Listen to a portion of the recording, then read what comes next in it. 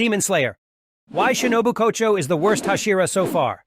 Shinobu Kocho certainly has her own sympathetic side, having lost her beloved big sister Kanae to a demon years ago. But she's too consumed by her self-centered thirst for revenge to do much more than fight demons in retaliation. While Kyojuro Rengoku, Tengen Uzui, and Mitsuri Kanroji have said and done much to support Tanjiro as a person and as a fighter, Shinobu lags behind, marking her as the least compelling Hashira so far. Shinobu Kocho doesn't inspire or protect Demon Slayer's heroes. While the 9 elite Hashira weren't actually ordered to mentor or train Tanjiro's trio of heroes, several of the best Hashira still volunteered to support Tanjiro's squad with their words and actions alike, making them some of Demon Slayer's best characters. Kyojuro Rengoku gave his life protecting Tanjiro's team from Akaza, the Upper Moon 3, and shared inspiring words in his dying moments. Later, Tengen Uzui was a tough but fair guardian and coach for Tanjiro's team in the entertainment district, and his inspiring character arc with his 3 shinobi wives flattered him immensely.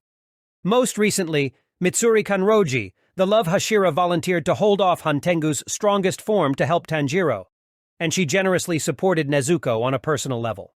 By contrast, Shinobu Kocho does her duty well as a Hashira, but little more.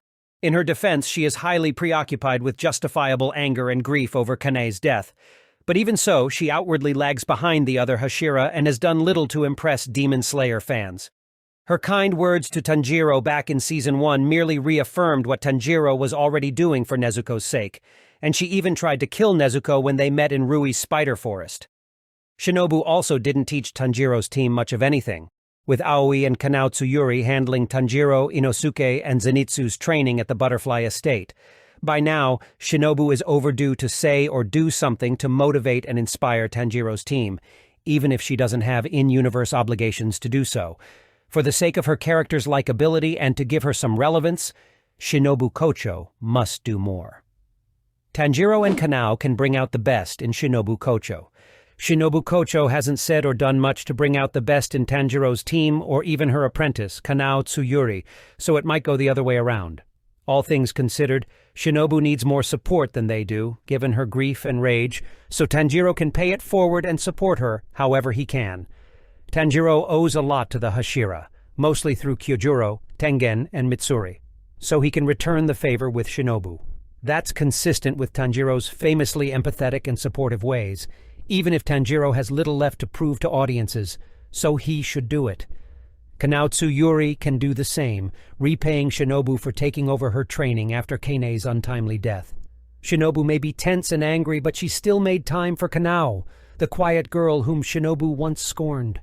With the final battle against Muzan Kibutsuji and the 3 remaining Upper Moons looming, Shinobu might lose herself to her reckless rage and get sloppy in her quest for revenge. So she needs Tanjiro and Kanao to be for her what Kyojuro and Mitsuri were for the Kamados, and temper that furious fire in Shinbu's heart. That should benefit Shinobu as a fighter and as a person. And best of all, surely a grateful Shinobu would return the favor someday and become the next Mitsuri Kanroji. All that should help boost Shinobu's standing in the eyes of Demon Slayer fans and change her from a somewhat gimmicky Hashira to an inspiring, wonderful, big sisterly warrior whom any Demon Slayer character or fan can love. There must be more to Shinobu Kocho than poison and revenge. Thanks for watching.